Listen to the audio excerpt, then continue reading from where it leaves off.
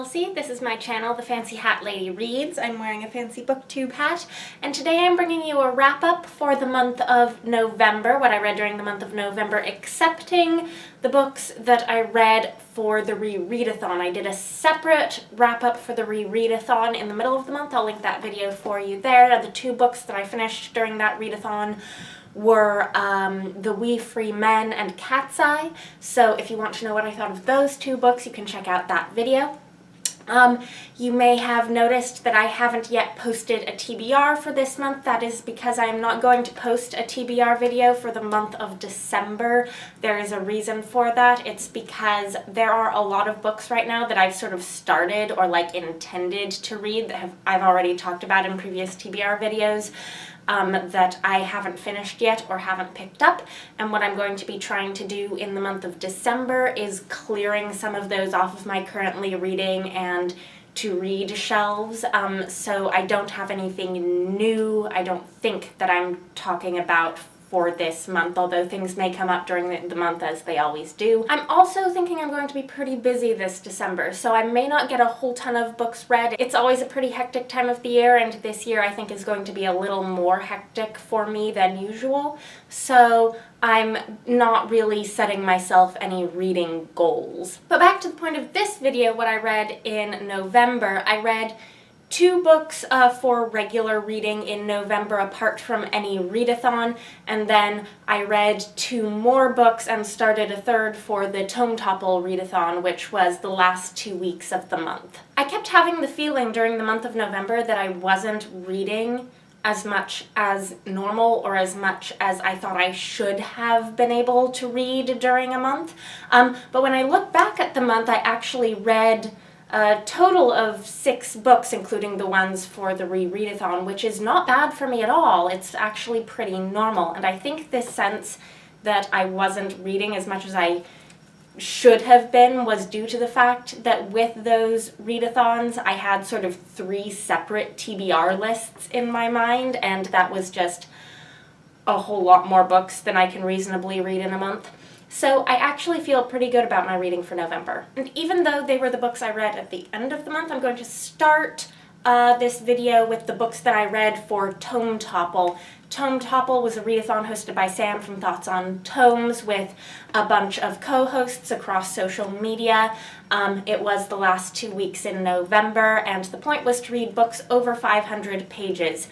I had 4 books I wanted to get to. I finished 2 of them and got about halfway through a third. There were also several challenges, so I'm going to tell you also how I did on those challenges and what books I was using for each of them. So the first book that I read and completed for Tome Topple was A Gathering of Shadows by V.E. Schwab. This is the second book in the trilogy that started with A Darker Shade of Magic. The third book is going to be out, I think, in February, maybe?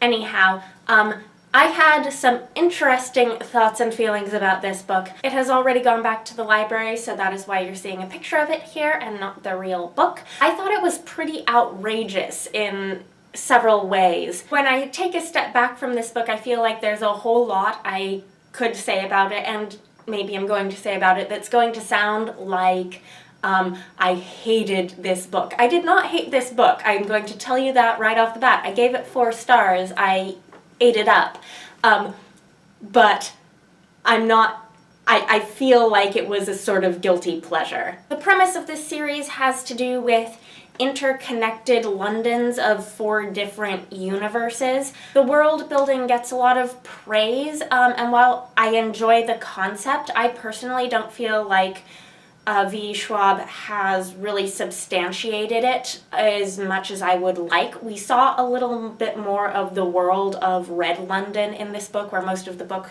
takes place, but I still feel like we aren't getting any real explanation of like why London is the only place where relations between the multiple worlds happen, and I'm feeling like we're not going to, and that's a major frustration for me. And I feel like there are some other details like that as well that are just being glossed over. The plot of this second book takes place about 4 months after the first book ended. We have Lila Bard, who's been off sailing the high seas, returning to Red London as the Element Games are going to happen, which are like international magical Olympics in this world, and most of the plot of this book surrounds those element games, and it feels like a great big diversion that's taking up a whole 500-page book, because that's really the plot focus of this book in the series, and it has, I think it's not going to end up having anything much to do with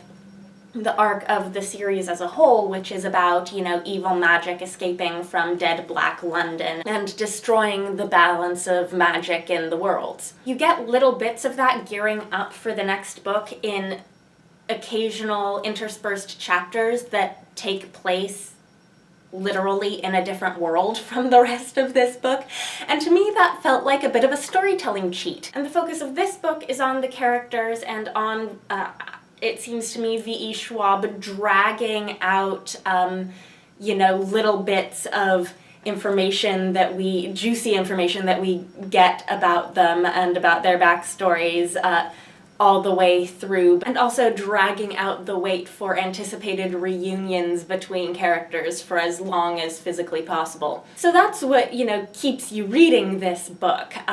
You're looking for those little juicy bits, and you're waiting for things to happen. And I feel like she's basically just stringing us along for this whole book, but I found that I was actually willing to eat it up because it was fun, and I was enjoying the juicy bits and the wait for exciting things. And this book ends on a major cliffhanger, so I am glad that I waited to pick up this series and to read this second book in the series until it's a fairly short wait now until the third book, because this book actually left me far more eager to pick up the next book than the first book left me eager to pick up this book. So all in all, I gave it a 4-star rating, which is about the same as the first book for me, but for different reasons. And the second book that I picked up and completed during Tome Topple was for the graphic novel challenge, which was to read a graphic novel or graphic novel omnibus of over 500 pages.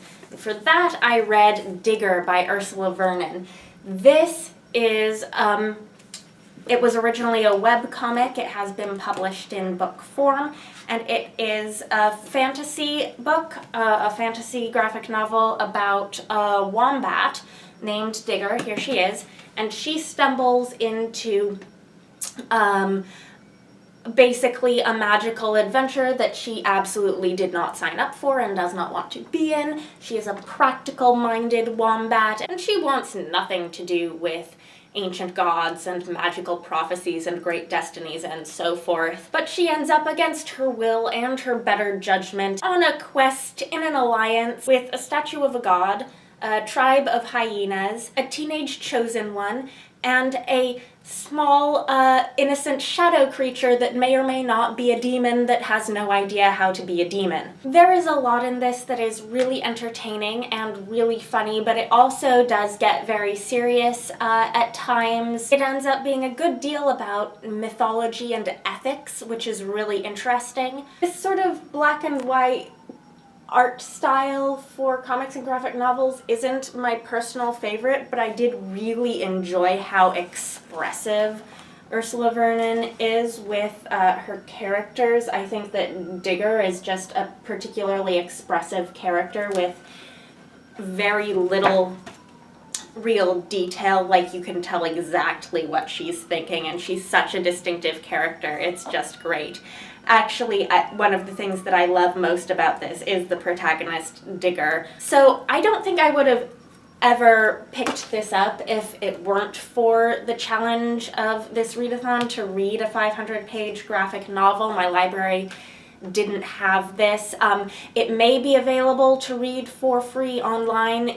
If it is, I will link that for you, but I really don't like reading online, so I don't think I would have ever done that. So I ended up purchasing this. I'm not 100% sure if it was worth the very large cost of this physical book for me, but I am really, really glad that I did read this, and I would recommend it if it sounds interesting to you. And then the third book that I started reading during Tome Topple was Child of the Prophecy by Juliet Marillier. I got about halfway through this before the end of the readathon. I have continued to read it since. I'm hoping I'll finish it like tonight or tomorrow. We'll see. This is the third book in the Seven Waters series. It was originally a trilogy, and then there were some sequel books that were added on later, so this should be the end of the major story arc of the first 3 books. So far I'm enjoying this, but there are things that are in this that I'm not liking quite as much as the first 2 books. This is still a series that I'm very happy with as a whole, and I'm probably going to want to pick up the sequel books in the series eventually. And then for Tome Topple, I had said that I was hoping to start on Jonathan Strange and Mr. Norrell. I did not get to this because I didn't finish Child of the Prophecy, but I'm still hoping I'll start this in December. So let's see how I did on the challenges. The first challenge was to read more than 1 tome. Check, I completed 2. The second was to read a graphic novel over 500 pages. Check, that is what this was for. 3 was to read a tome that's part of a series. Yes, I did that. A Gathering of Shadows is the second in a trilogy. 4th was to buddy read a tome. I tried to do this. There were discussion threads online for several books that were anticipated to be popular on the Goodreads page for the readathon. So I did participate in the thread that was there for A Gathering of Shadows. That was supposed to count as a buddy read, but no one else but me ended up actually coming back to post opinions having finished the book. So I kind of feel like I did my end of things, and I'm hoping that other people who were reading the book but maybe didn't want to post were able to look at what I posted. So I'm maybe counting that challenge as about a halfway completed, so sort of. And then the 5th and final challenge was to read an adult novel. I'm going to count A Gathering of Shadows. This is technically adult. V.E. Schwab writes both adult and YA. She publishes under V.E. Schwab when she writes for adults, and Victoria Schwab when she writes for young adults. This book, though, does have a ton of YA crossover appeal. A lot of people who read YA fantasy really like this series, and I think it's a series that mature teens can also really get into. But technically, yes, I read an adult novel. I don't know if the graphic novel can also count as the adult novel. This seems adultish. I actually don't know what the intended age demographic for this is. I'm not sure there really is one. Ursula Vernon writes mostly for younger readers under the name Ursula Vernon. She writes for older readers under the name T. Kingfisher. But I think that all of her graphic novel stuff is under the name Ursula Vernon, and this is definitely not for kids. This could be YA, though. I'm really not sure what the target age range was for this, but I felt that it was appropriate reading for me, so take that however you want to take that. So I finished 2 other books in the month of November, and I'm just going to run right through those real quick. The first is The Girl Who Fell Beneath Fairyland and Led the Revels There by Catherynne and Valente.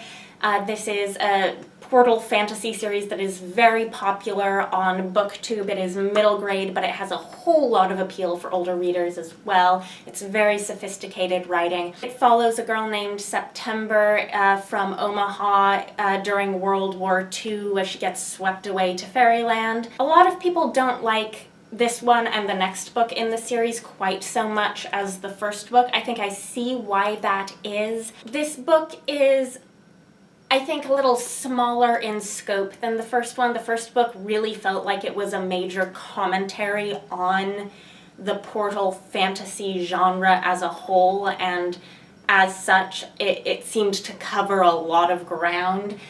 In this book, September travels to Fairyland Below, which is sort of the shadow of Fairyland, normal Fairyland, where she meets her own shadow who is ruling there as Halloween the Hollow Queen. So I picked this book up on Halloween at the end of October and kept reading it at the beginning of November. So as I said, this book seems a little smaller in scope and ambition, but I did really like the concept of the shadows and what she did with that throughout the book. And I still gave this book 5 stars because I feel like everything in Valente's writing throughout this book, all of the episodes and encounters that September has, are just as glorious as the first book, and I'm not going to get that upset if the whole isn't as incredibly ambitious. So there may be some variations within my 5-star ratings, but this was still a 5-star book for me. And then the second and final book that I read during the month that was not for a readathon was Roses and Wrought by Cat Howard.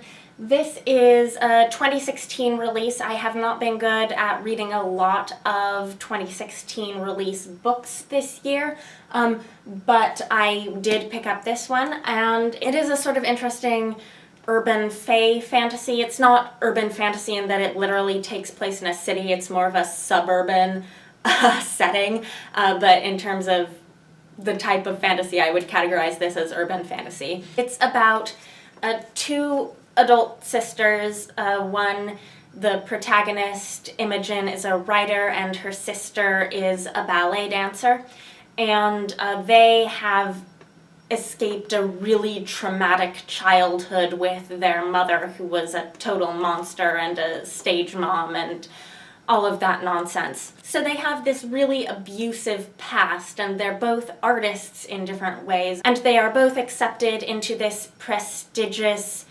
artists retreat, and they decide to use it as a bonding experience, but it turns out after a while when they get there, some things are maybe sort of mysterious and magical, and it turns out that there is some magic going on, and it is about the fae or fairies or fair folk. I forget exactly which terminology she uses in this book. This also does eventually become something of a very loose Tam Lin retelling, although I think there might be some threads of other things in here too. As a retelling, it is a loose retelling, though. Most of the book is not a strong parallel. So I have some mixed feelings about this book because it started out very, very meh for me, and then it got gradually better as it went on, and I thought that the end of the book was really kind of awesome. I have a personal pet peeve with fantasy novels that take place in the real world where a large portion of the book has to do with, oh my gosh, is there magic? Is there not magic? Oh my gosh, there is magic in the real world? What the heck? And it takes about a third of this particular book for it to make up its mind to actually be a fantasy novel in that sense. And I feel sort of bad denouncing a book for this because, of course, if magic did show up in the real world, it would probably take all of us a long time to get used to it and accept it. But if you read enough books like this, it starts to get very repetitive, and I start thinking to myself, my gosh, well, all of these magics can't exist in the real world all at once, can they? And also, like, are you going to make up your mind? Are you going to be a fantasy novel, or are you not going to be a fantasy novel? Especially when you know you picked it up off the sci-fi fantasy shelf. So the first portion of the book relied pretty heavily on that sort of pretense, which is not my favorite start for a fantasy novel. It also, I have some sort of, personal preferences with how I like artists and the arts to be treated in books. This walked some fine lines with me in terms of the portrayal of characters who, absolutely will sacrifice anything for their art to be the best and the greatest, for fame and fortune and all of that. And also, the relationship between the tortured artist and the great art. And I do think ultimately Cat Howard addressed those themes really fairly well. They're just not always my favorite themes when it comes to portrayals of artists in fiction. So those are personal preference things for me that made this book not my favorite for a large portion of it, but towards the end it felt like it really became about the sisters and their relationship, and the magic was in full force, and I thought that it was really pretty good, and by the end I was very happy with this book. So overall I gave it 3 stars. If the things that bugged me about it are not things that will bug you about it, I would recommend this very highly. I think it's a very strong debut novel in a lot of ways. So there's that, Roses and Wrought. So here are the books I talked about in this wrap-up, plus A Gathering of Shadows, which I don't have anymore. If you've read any of these and would like to chat about them with me, please let me know in the comments. If you have any recommendations based on these books, please let me know as well. Anything you'd like to chat with me about, I'd love to hear from you. Anyhow, that is all. Bye for now.